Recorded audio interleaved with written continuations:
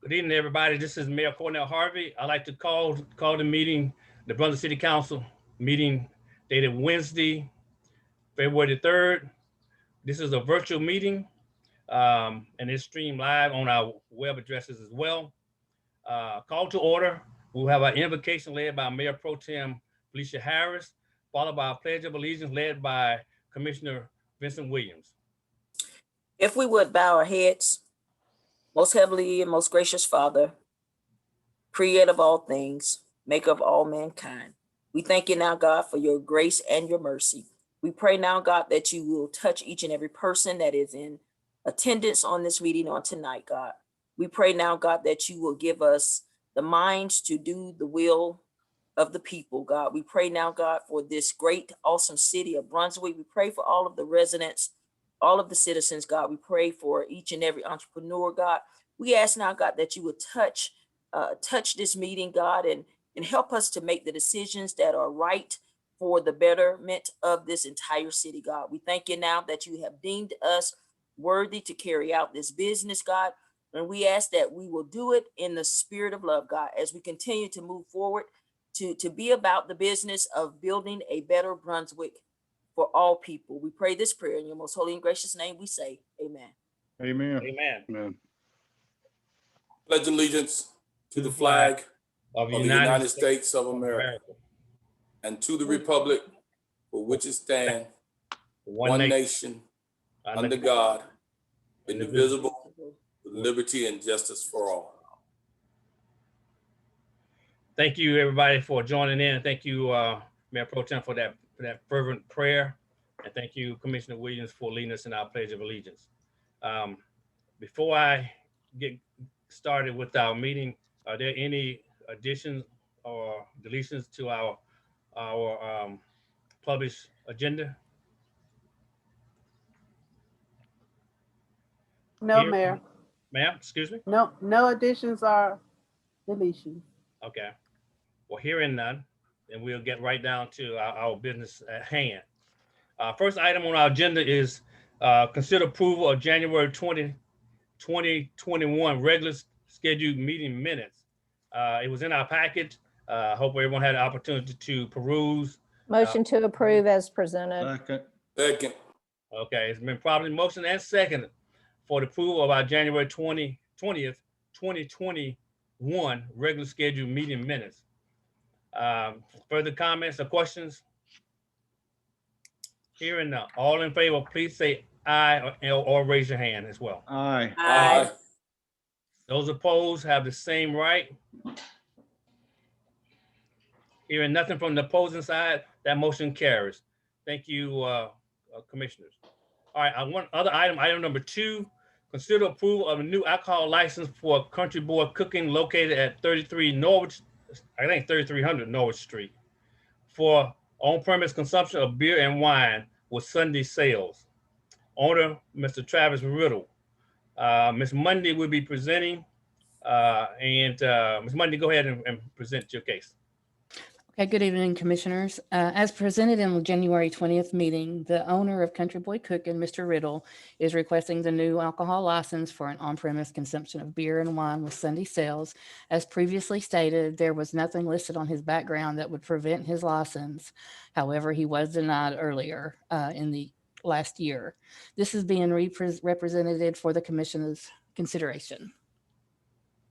Thank you, Ms. Mundy. I also will tell you, commissioners, that we had a public hearing concerning this. There were a number of people who came forward and spoke for the approval of this license. There was a number of people who came and spoke against it as well. Since we had a public hearing, this is not a public hearing, and it would be up to us to actually decide what we need to do with this new alcohol beverage license.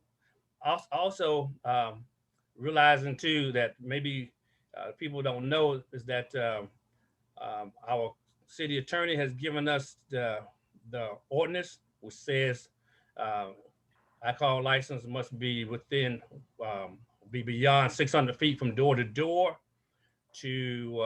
for that business to be considered. But also says that we, the commission, would take in consideration of of how it affects our community as well. I think that may be one of the reasons why we had a public hearing to hear from our community as well. So, does anyone have any comments they would like to present or say before I ask for a vote? The only thing I would like to have done is just read into the records if City Attorney Mr. Corey would state again with the distance requirements and what the actual distance is from the 3300 Norwich Street location to the closest church. Thank you, Commissioner Martin. And that's okay. City Attorney, Mr. Corey. I think I put this in my email out to everybody, but this particular license, because it's on premise for consumption, would fall under 3-7G7, which is distance requirements. It says that no new license shall issue or new location be approved for retail sale of any alcoholic beverage for on-premise consumption without consideration by the City Commission of the proximity of the location proposed for the establishment to any nearby school, college, church, or residences. And it goes on to state that if any school, college, or church or residence is located within 600 feet of the main entrance to the proposed licensed premises, then a motion to approve by the commission must be accompanied by a statement that says the City Commission has taken into consideration all of the I guess evidence and determined that it's not it's not harmful to the welfare of the community. In the present matter, based on the report provided by the deputy marshal, the approximate distance between the church and the establishment is 157 feet. So that falls within the 600 feet. So if there was a motion to approve, it would need to be accompanied by the statement, substantially similar to what I just set forth. Thank you, sir. Thank you. All right. Mr. Mayor, I have a question. Yeah. Brian, on the state level, what's the state requirements for distances? I think that doesn't the state have a requirement as far as distance?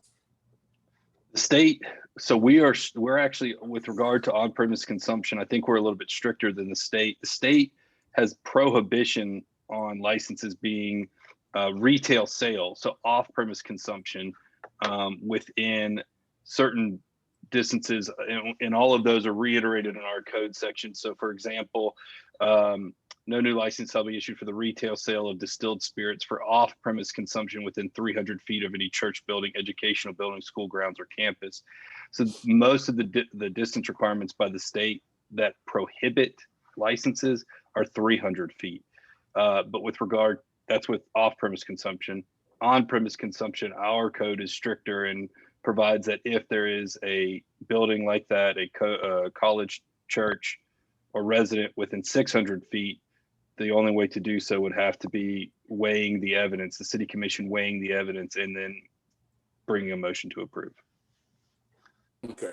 The reason I brought that up is because I looked at the situation with the gas station that's off-premise consumption on Altama across from the college.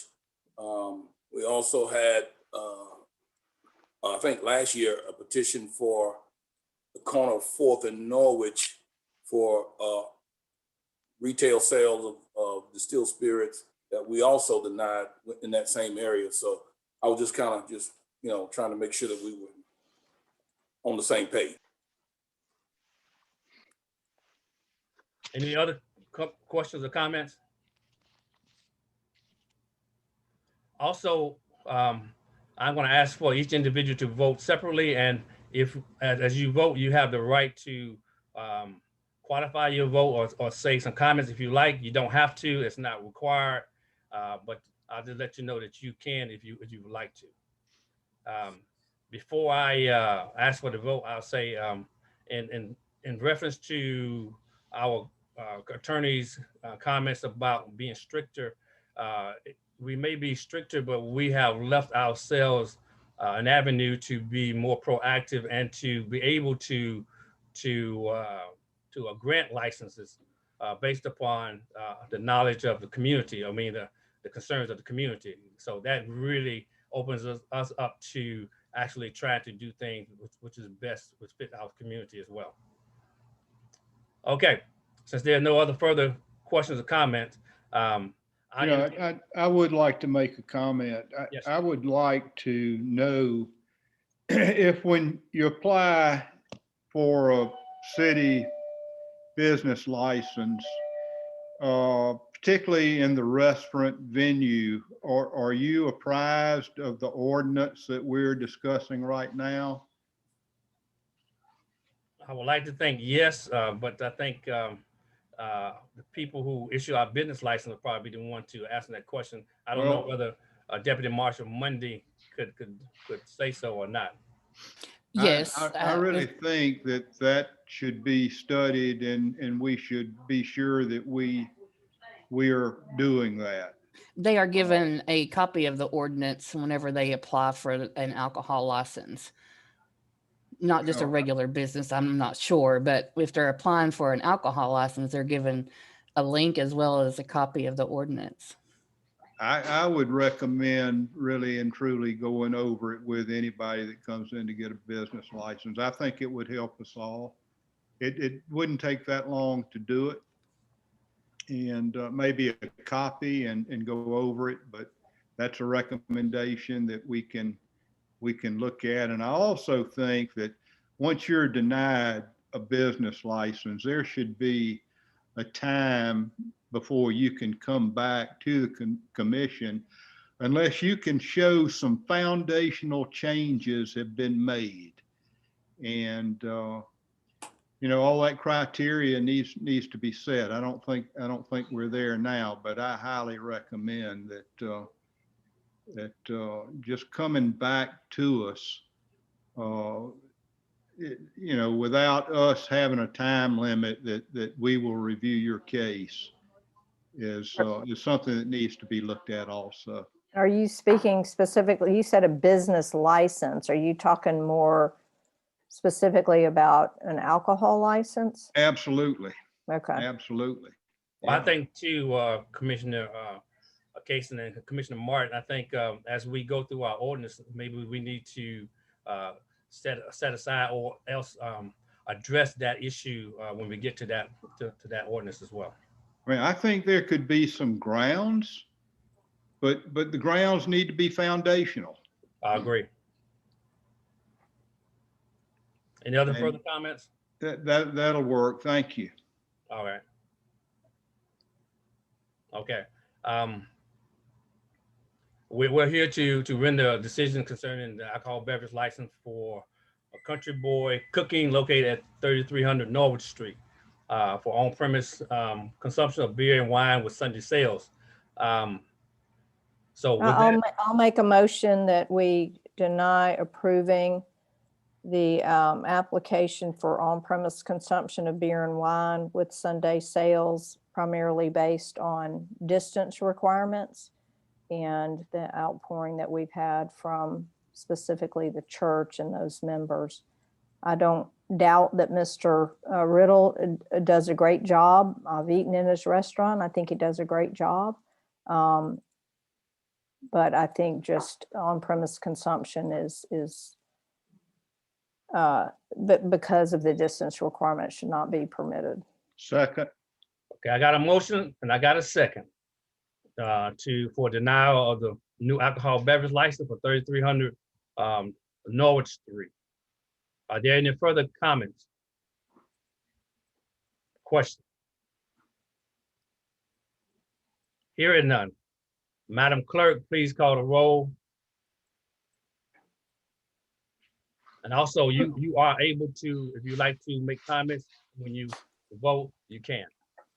Commissioner Cason? I vote against, and I want to say this, there's nobody in this town that wants to see this business prosper any more than I think, not just me, but I think this commission wants to see it.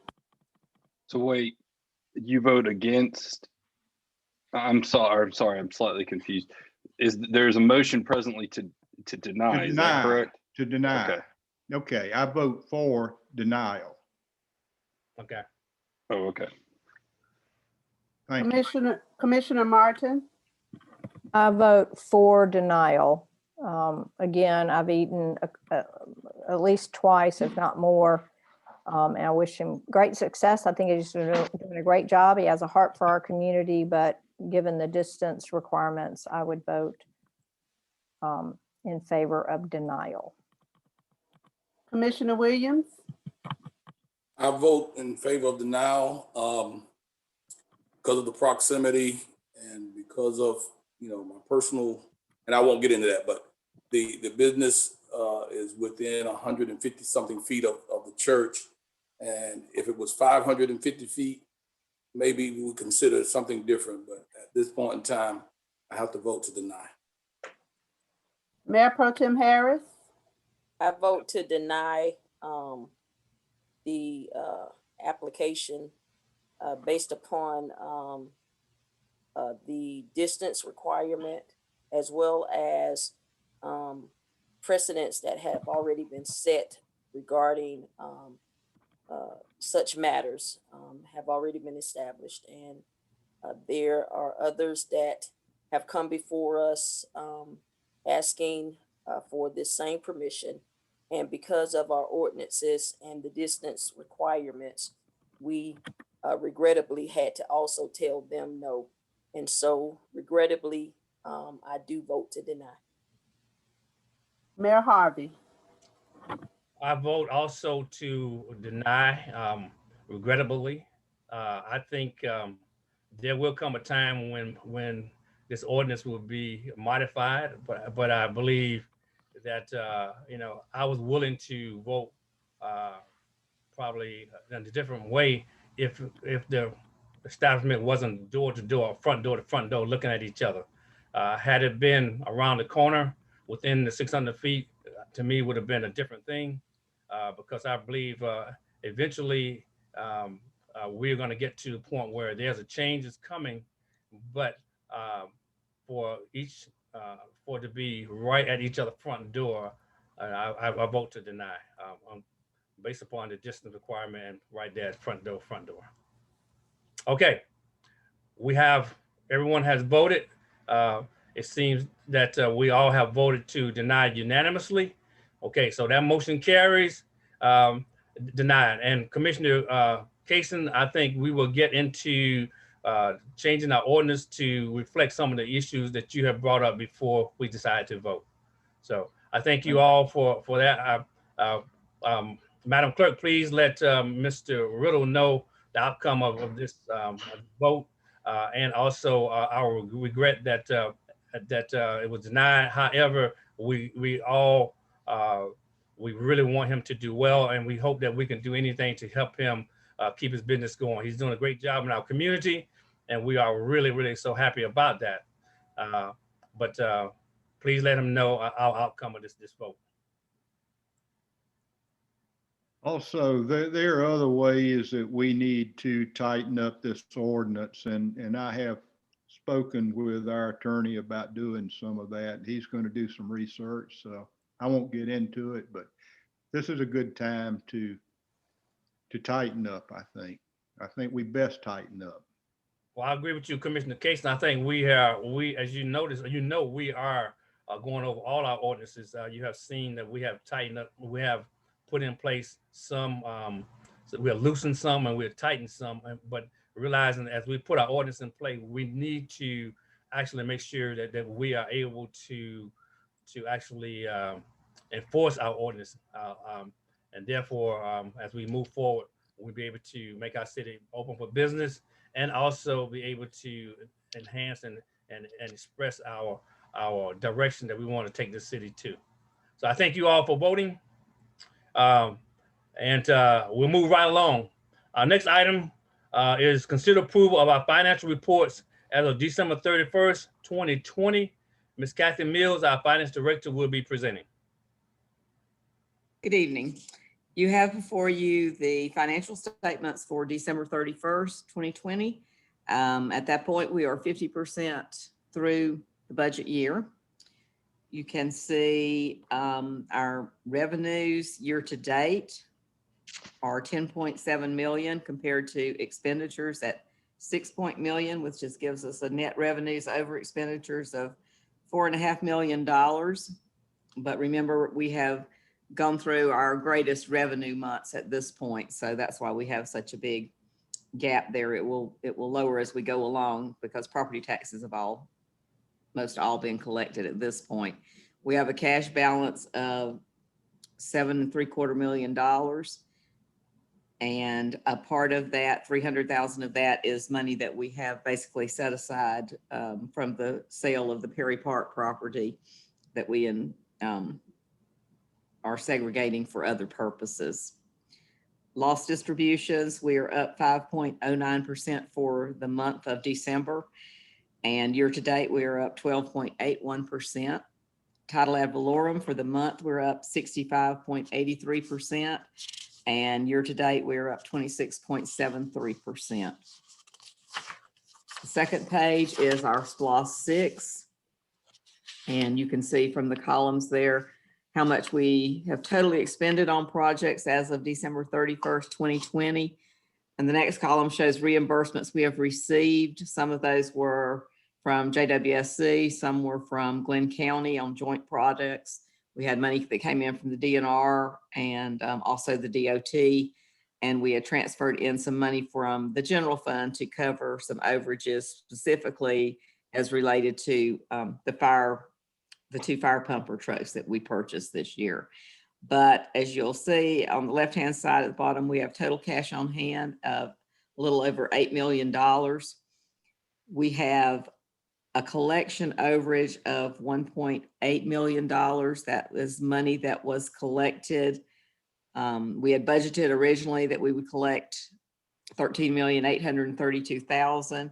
Our actual collections were $15.7 million. And that is the overage there. We also had a little from an aviation fuel tax of $16,000, and interest earned up to December 31st is a little over $219,000. Those funds have not been allocated, so we will at some point allocate where we want to put which projects, I guess, possibly that we would want to increase with those overages. The next page is SPLOST 5, and we do have a cash balance in SPLOST 5 of $1.2 million that we are holding. Well, actually, we have cash of $1.3 million. The amount we still had set aside for Oglethorpe was 1.2. That difference is mostly made up of interest funds that were earned on SPLOST 5 money as it was deposited in the bank. Norwich Street Commons, there were no expenditures year to date, and the only activity there is some interest income that's been earned. We have a cash balance in that fund of $335,000.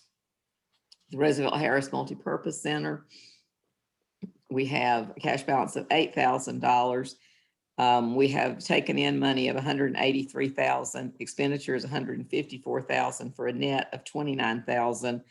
But I guess the part that's the most applicable to us is we've had taken in grant money of $104,000. We have transferred in money from the general fund of $70,000.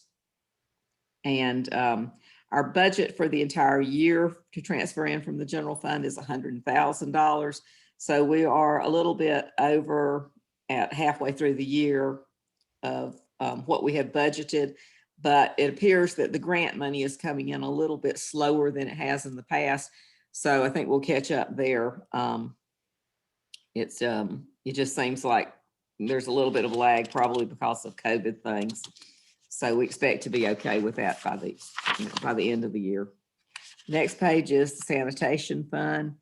Total revenues, 1.6 million. Total expense to date, 735,000 for a net of 869,000 income.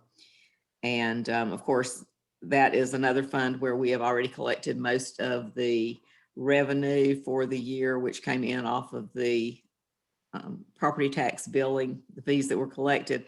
We still will be collecting monthly fees for commercial sanitation, as well as a few of the rental properties that pay quarterly, and also a few individual accounts that we have allowed to pay monthly due to financial needs. We have a cash balance in for sanitation of $786,000. We also have in the sanitation fund $194,000 that's restricted for additional expenses for the T Street landfill if we're called upon to put some more money into that. Sanitation bills for the total for the month of December for trash, illegal refuse, and street sweeping, $140,000. Year to date, $818,000. The monthly figure usually runs around $137,000. So we're about at 6 months, and so that's pretty much running on schedule. No surprises there. Stormwater utility fund, we have revenues of $853,000, expenditures of $371,000. So we have a net of $481,000 in stormwater utility. Cash balance is $542,000. That is, again, another account where the majority of the money has been collected through December 31st, because that fee also is paid at the same time that property tax is. And since we've collected most of that money. Additional information, there were no other expenses for animal control, traffic control. There was $1,785 spent on aquatics at the Howard Coffin Park. I believe that was for some motors for the pools that had to be replaced. And if you remember, if there's a bill over $500, that is our responsibility in the city as opposed to the county. The last page is the Roosevelt Lawrence Center, and you'll see basically the majority of the expenses, of course, are salaries and wages and personnel costs. Then the total monthly amount for December is approximately $10,000. Year to date, we have approximately $41,000 paid out on the Roosevelt Lawrence Center. If you have any other questions, I'll be glad to answer them. One thing of note I will tell you is, interest revenue has dropped significantly. And we are at the point at this, point where we are actually earning more in our checking account than we are at Georgia Fund One. Really? So I'm not making a big push to move anything to Georgia Fund One right now.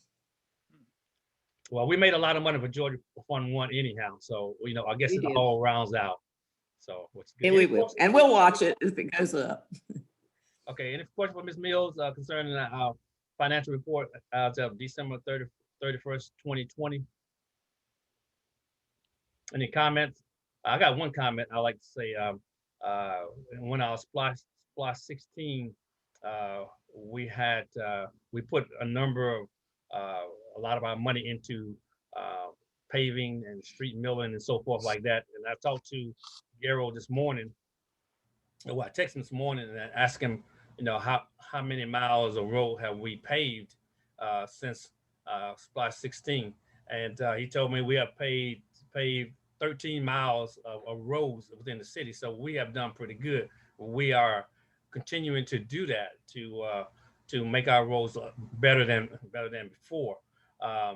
Also, he said we have 107 total miles within the city, and we have paid approximately 12% of those roads in town. And they are newly paved, to put it like that. And accordingly, he's on schedule to look at all our roads. I think we have something that tells us the condition of all our roads, and then as we move up with the next splash, hopefully we will continue to pave our roads. We want to make our city better and better, and this commission has done exactly like that. So I'm really proud to serve with you all because we've done that. Gary, you got any further thing you would like to add on that?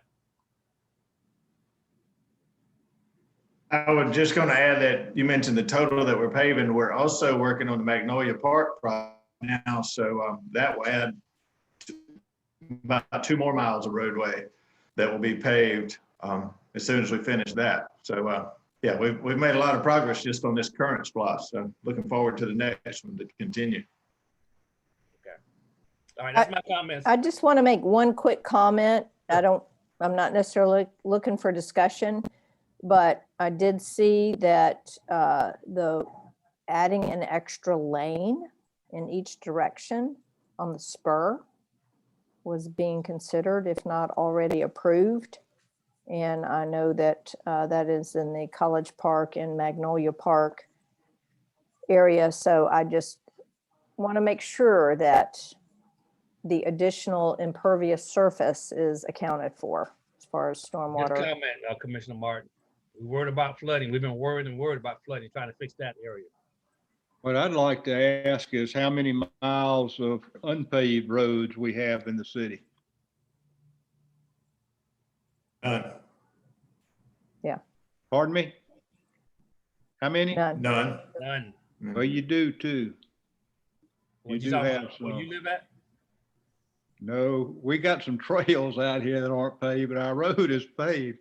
No, you got Terry Creek over there. Well, those are Talking about trails. lanes and alleyways. No, I'm talking about roads. You've got Terry Creek over there that I know isn't paved. Okay.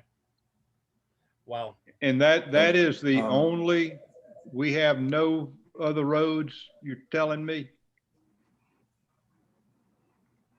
That's I what. know, sir. That's what I'm, yes, sir. There's no other You're aware roads of Terry that- Creek, I that I know. can think of that are unpaved. Pardon me?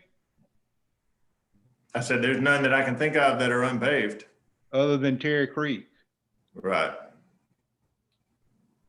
I mean, you've been to Terry Creek, you know it's not paved. Right. May not be considered a road. No, they've got a road off the causeway. Okay. They do have a road. They have a school bus that goes down there to pick Oh, kids up. well, definitely is a road. Well, we should take a look at that. I didn't mean to get into such a big discussion about roads. No, I appreciate you doing that. I've had that on my mind for a long time. Okay.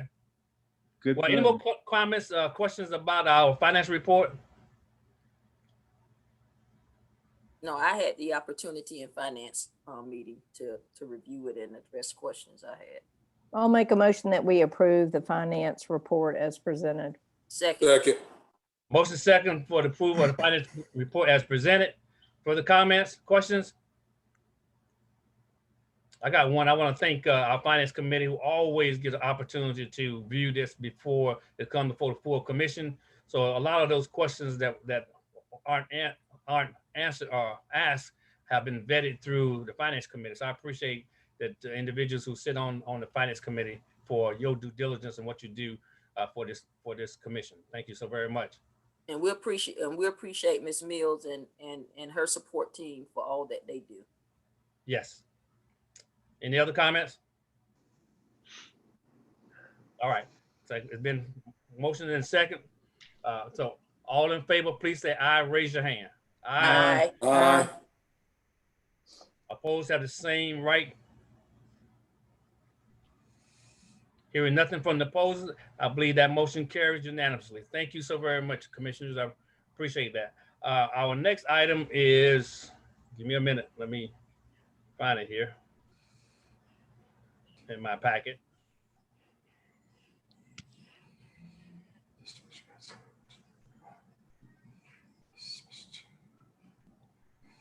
Okay.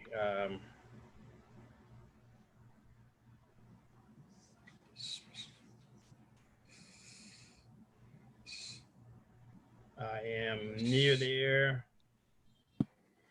It's the landscape enhancements for US 17 and Yes. 4th Avenue. Thank you. Thank you. Our next item is item number 4. Consider approval of contract for installation of landscape improvements and monument pedestal at the intersection of US Highway 17 and US Highway 341 4th Avenue. Mr. Albertson, our city engineer and public works director, will be presenting. Good evening. As you know, several years ago in 2016, we went through Gateway project, installed a large monument sign and landscape improvements at Highway 17 and Gloucester Street. And that was done through a Gateway grant through the Department of Transportation. This project is a follow-up to that grant, and we have received a grant for landscape improvements at the intersection of Highway 17 and 4th Avenue, just north of the City of Lanier Bridge as you come into town.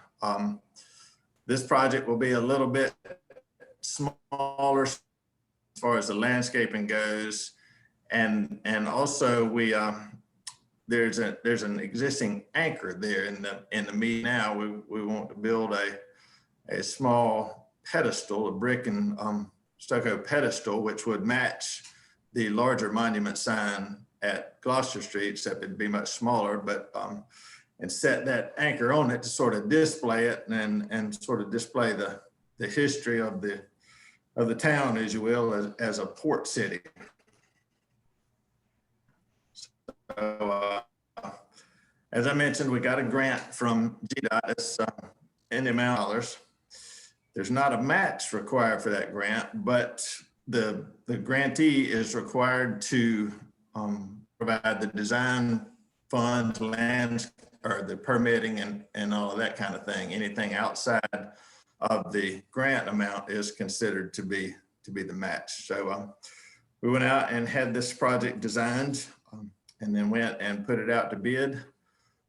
We set it up with, in a two-part project, we set up the landscape enhancements as the base bid, and then we set up the monument pedestal as an alternate. So it could be removed from the project pretty easily if we needed to. We put it out to bid, advertised it. We got one bid back on it. And we have done some research and some checking behind that bid. The bid for the land improvements is $84,108.13. And that includes a 10% contingency as well. We have verified that against the engineer's estimate of probable cost, as well as the GDOT item mean summary, which is a listing of their contract prices of contracts they have let. And we feel confident that the prices are reasonable for the installation of the landscape portion of the contract.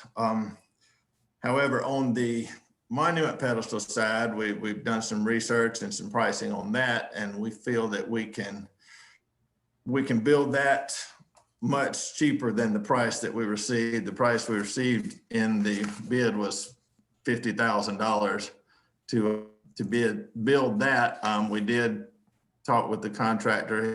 He was willing to reduce his price to $40,000, but still,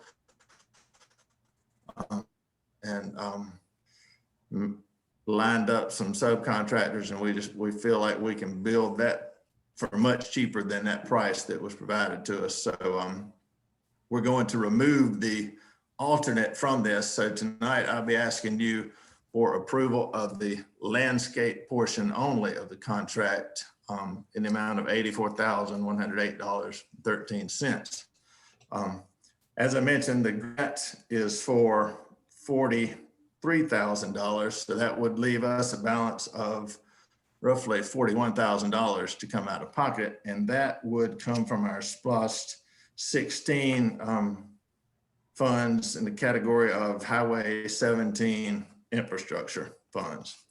So, so that's it. We're asking for approval of a contract with Papa and Eller in the amount of $84,108.13 to move forward with the landscape enhancements. If approved, we would need to coordinate. We would, of course, need to get documents executed and then coordinate the work with the monument pedestal construction. But we're ready to move forward as quickly as we can to go ahead and get this project installed before the weather starts to warm up. We want the plants to have a little bit of time to get rooted in and get established before hot weather gets on us here. So we're ready to move forward, as soon as we can. So I'd be glad to answer any questions. Gary, I have a quick question about and thank you for splitting the two out. I think that was a good move because I think we do have some in-house capabilities with our own crew in Public Works Department that certainly take pride in what they do and have the capability of doing the monument sign. But does that include the cost of the brick and the stucco and the materials to actually construct the monument sign? Is that coming out of the same wayfinding? It does. The price, yes, ma'am, it includes the price we have gotten is from a masonry contractor here in town. This is not us building it with our labor forces. We could do that, but you know, our guys are really backed up. We feel like we've gotten good pricing from a masonry contractor. We're going to move forward with that. We certainly feel like we can build the thing for under $20,000 by doing it this way. And so there's a significant savings there. So I'm sorry if I'm a little confused. The $84,108.13 is just for the installation of the landscaping? Purchase and installation of the landscape material, right? Okay, so purchase of the plants and plants installation. And the installation. It includes any grading, buying the plants, installing them, mulching after the fact, regrassing, includes their mobilization, their traffic control, everything that those items that typically go along with a contract. Okay, so then the 20,000 or so that you're saying might be the cost of materials to actually construct the smaller monument. Material and labor. Material and labor. Yes, ma'am. That will also come out of the wayfinding and gateway budget? Or the SPLOST? Not the wayfinding, the Highway 17 improvements category. That's separate from the wayfinding category. Okay. So do we need to approve that tonight as well, or not? No, ma'am, this doesn't have anything to do with the gateway. Okay. Or wayfinding category. We're still, not to get too far off track, we're still working on some design comments on the wayfinding. We hope then to have those back and to start to nail down an installation schedule with that. So we'll hope to be back another month or so with you with the wayfinding, but these are completely separate projects. Okay, thank you. I think, Gerald, Commissioner Martin was asking about the construction part of the project as far as the monument. Right. We will be sourcing out the materials and labor for the construction of the monument pedestal. Okay. Finance Committee, I know you guys had the opportunity to comment on this. What say you? Yes, we looked at the information, and he has done as was requested, as I requested of him to find out more, because I explained in the meeting that I was not in favor of the monument portion at that time. And so he is just presenting the landscaping portion for which the concrete numbers have been provided. And so he has gone back out to try to find a less expensive contractor to be able to do that monument sign.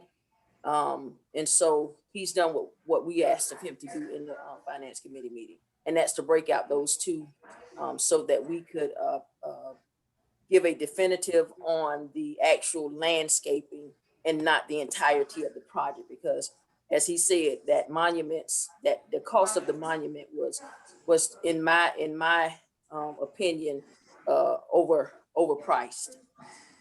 And so he has done that. So I don't have a problem with it. I do have one question, and that's dealing with the warranty of these matters.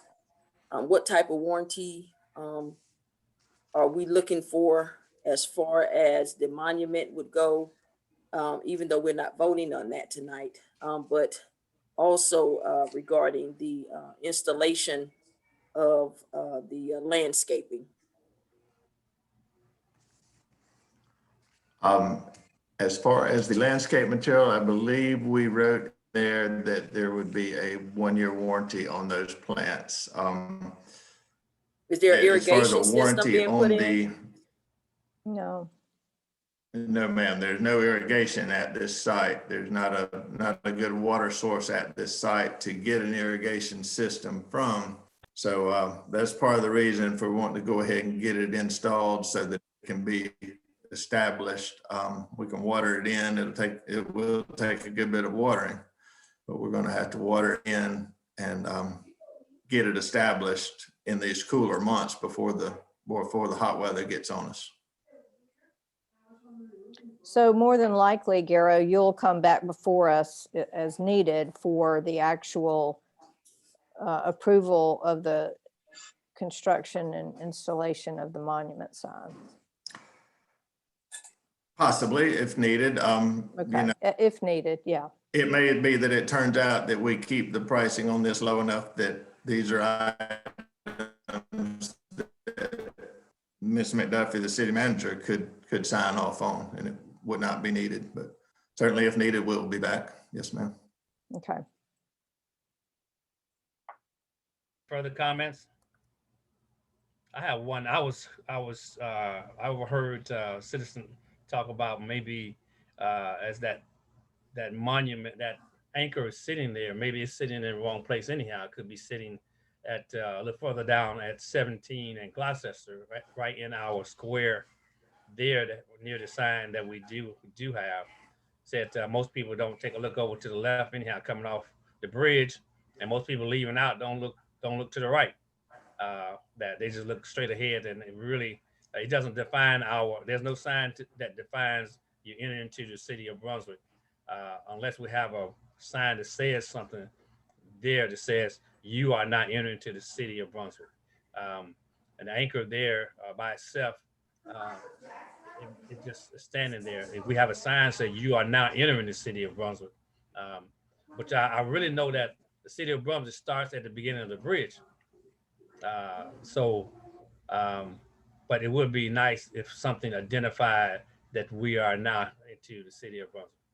So Well, maybe if you I put think this something that gives says, an well, opportunity for the anchor to kind of be raised up out of the dirt, because literally it's in the dirt now. You drive by it every day and you never notice it. that's true. But this will actually put it on a pedestal. It'll be on top of the monument sign that's directional for the port. So I think that gives another entry point into our community at the southern end of the peninsula as a portion of the port, and then the historic city down Gloucester. It should be something too also to say, hey, we are in Brunswick, Georgia. We are entering Brunswick. That's my opinion as well. yeah, if you put a Probably sign that find a simply says larger welcome, I think it anchor would to be good. put there on Gloucester Street. Excuse me? I say, if you want an anchor on Gloucester Street, you probably could find a larger anchor. Just so happens we do have a larger anchor out at our shop, so that may be something we can look at. Yeah. Well, I'd like to look at a sign that says "Welcome to Brunswick," or something that you are entering the city limits of Brunswick, Georgia. That's Brunswick, really. More so than if we leave the anchor there, we want to identify who we are, coming and going at least. I think that's a wayfinding sign right there. Well, okay, if we get one, yeah, you're right. Yeah. You're right. Mhm. Okay. But is it being put in the proper place? Will the wayfinding sign be put in the proper place to actually define the actual limits?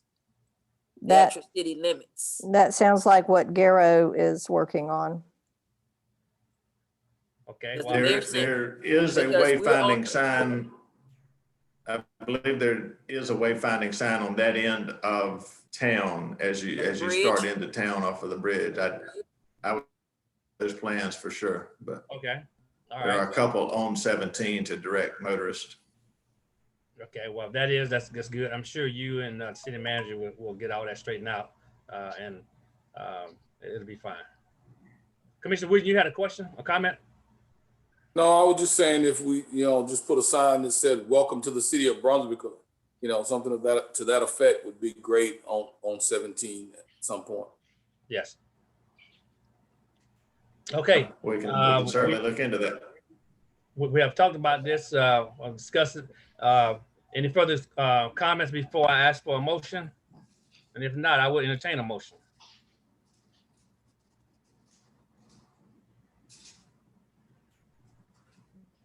Mr. Mayor, I'd like to offer a motion to approve the landscaping on US 17 and Highway 341 as presented by our city engineer and public works director. Second. Second. Okay, it's been motion second for the approval of the contract for installation of the landscaping improvement for US Highway 17 and US Highway 341, which is 4th Avenue, as presented by our city engineer with the amended amounts that he presented, such as 84K, I believe, or 41K. I can't remember exactly what, but he presented it. $84,108. Okay, there you go. 13 cents. Right. Are there any further comments or questions to this motion? Hearing none. All in favor, please raise your right hand and say aye. Aye. Opposed have the same right. Hearing nothing from the opposing side, I believe that motion carries unanimously. Thank you, commissioners. Thank you for your approval. Thank you. Now, the next item is Commissioner Williams. Will you read the next item for me?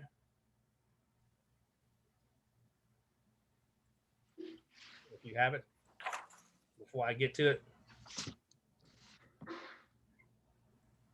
Yeah, it's, I'll read it. It's the update.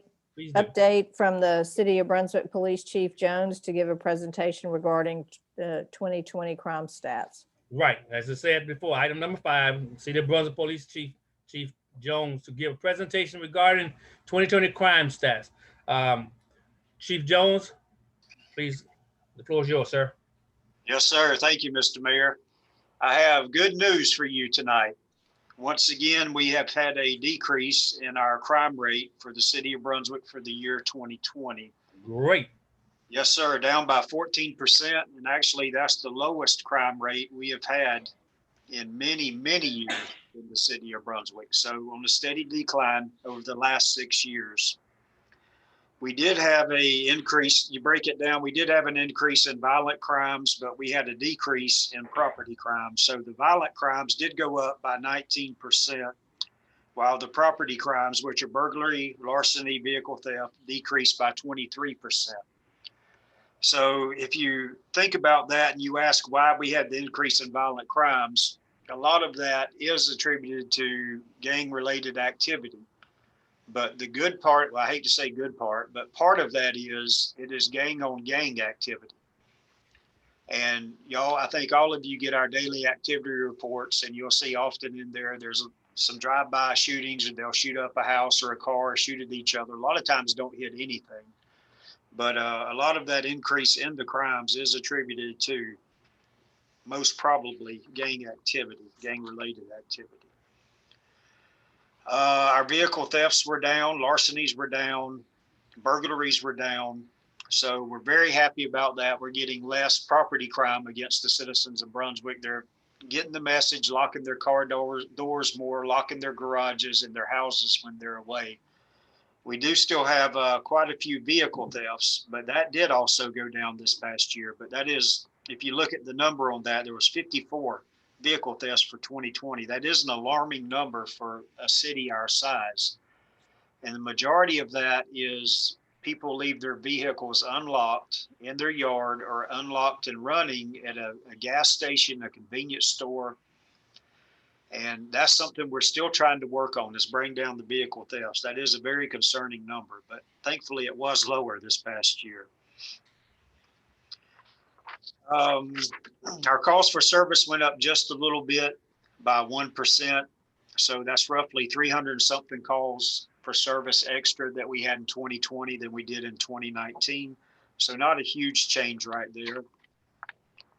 And one thing I'm very proud of, again, you heard me say this last year, and I believe this is what contributes to our decrease in the crime over the past 6 years.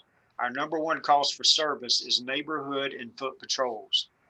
Now that means it's house watches like an extra watch, business watches where they have us come and check on them at night while they're closed, or if they had a burglary or some damage to property there, the officers will put it on extra watch, go by and check on it. But the biggest thing is foot patrols, and that means the officers are getting out of their cars.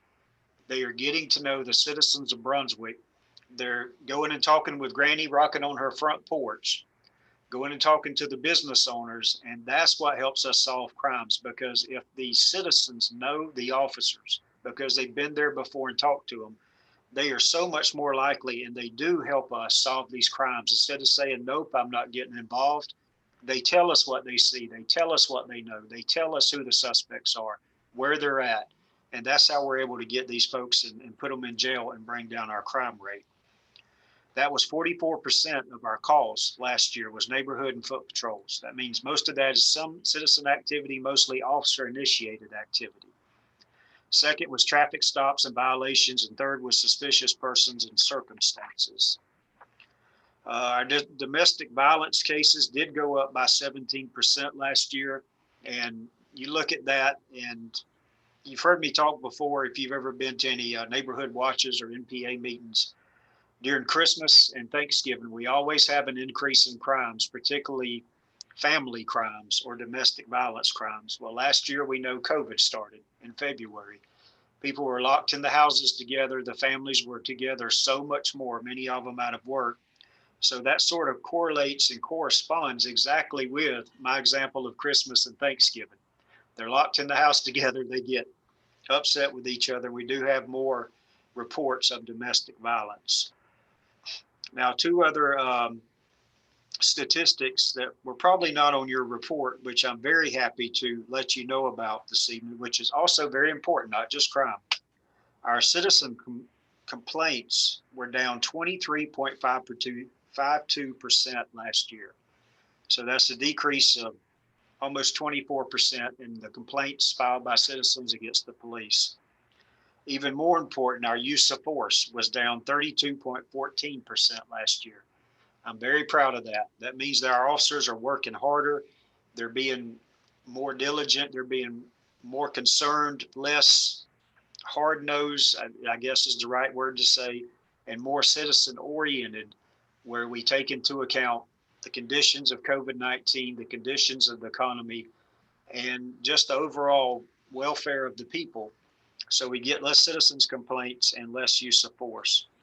Now, a good thing I want to comment on is the media has really been hyping that up this week. And I'm proud of Larry Hobbs and Pam Sherlin and Scott Rifen. They've put those stats out there and dispelled a lot of the myths that Brunswick is a dangerous place. So I'm proud of them for putting this out there to the public so much. And I want to thank them for that.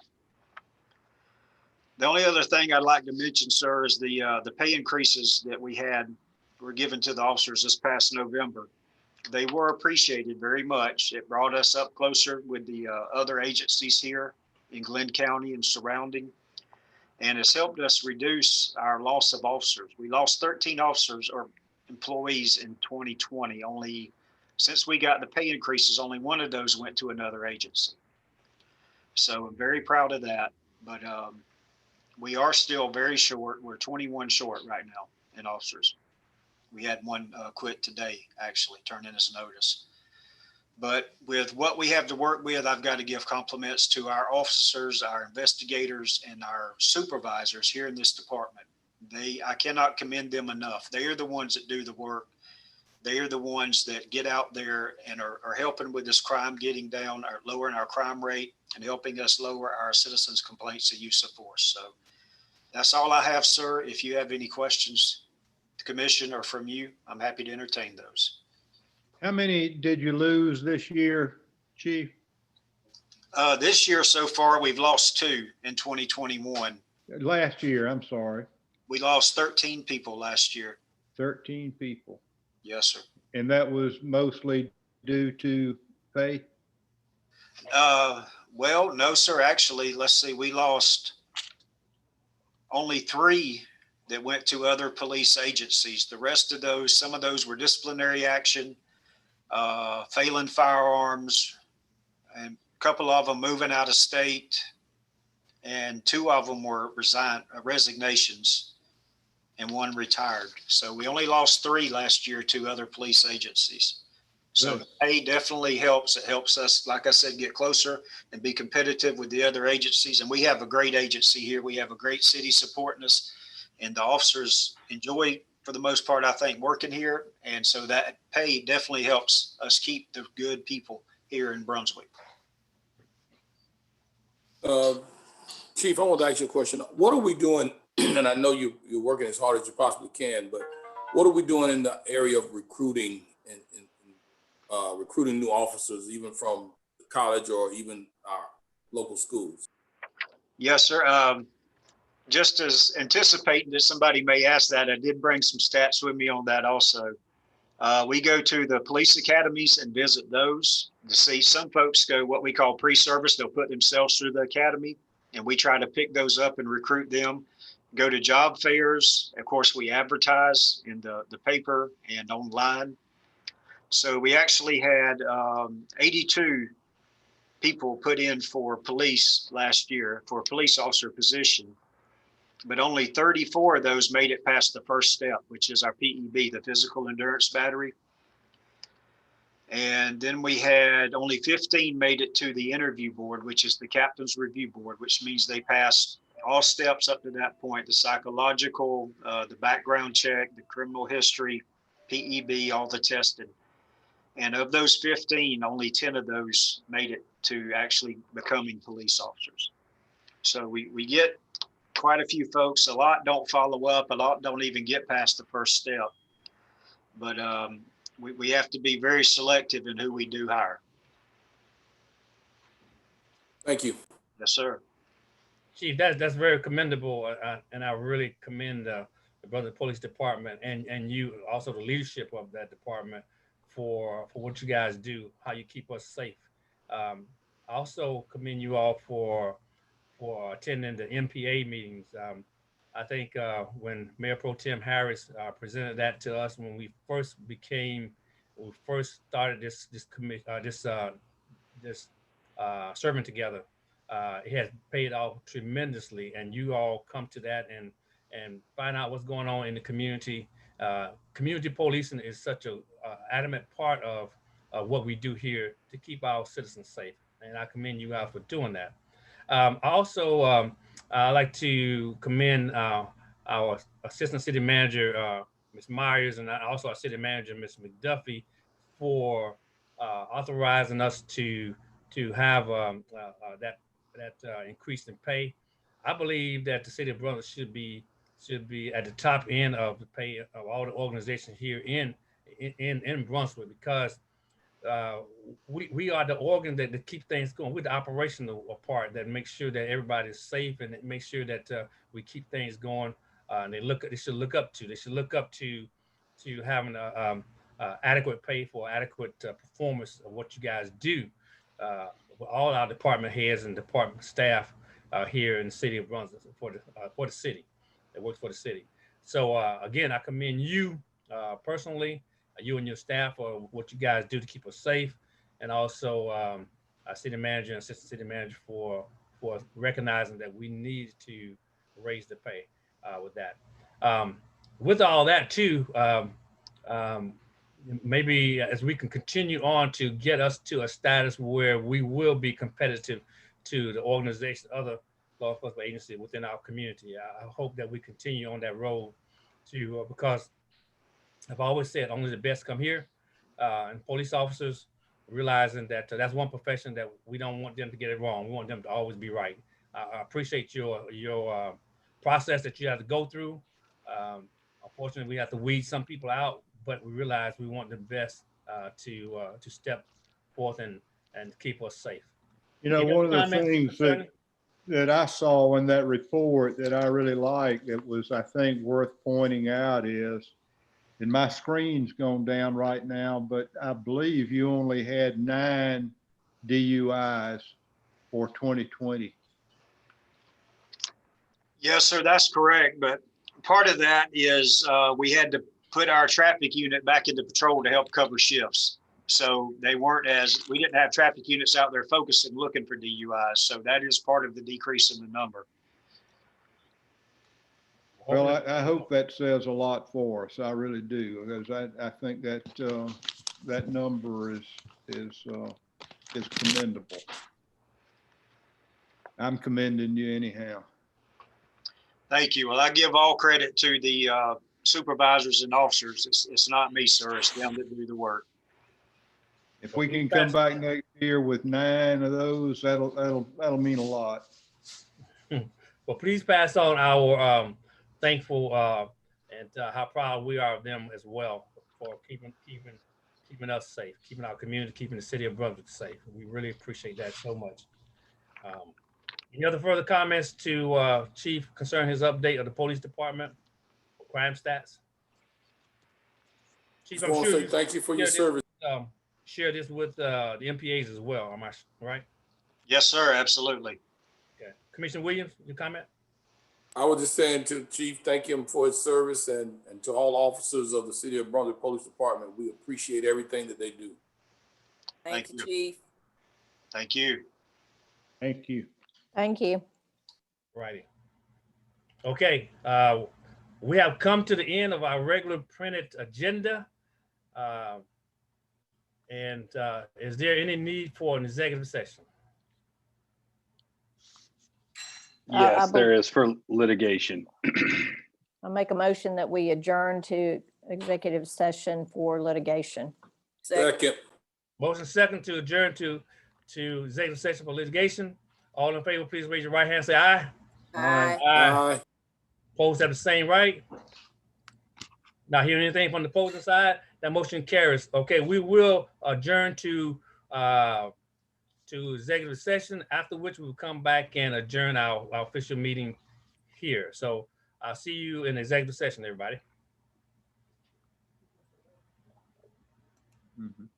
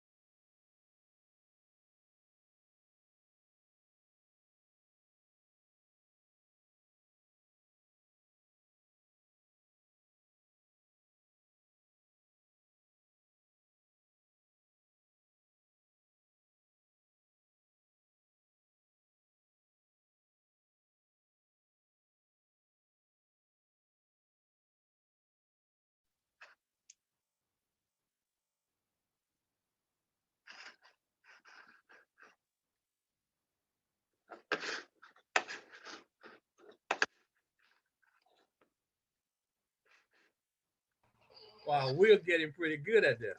Really good. I'm trying to get good at it. Okay.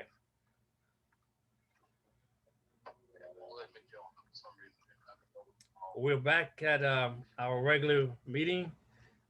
We had our executive session and discussion of litigation. No vote was taken on anything, just discussion.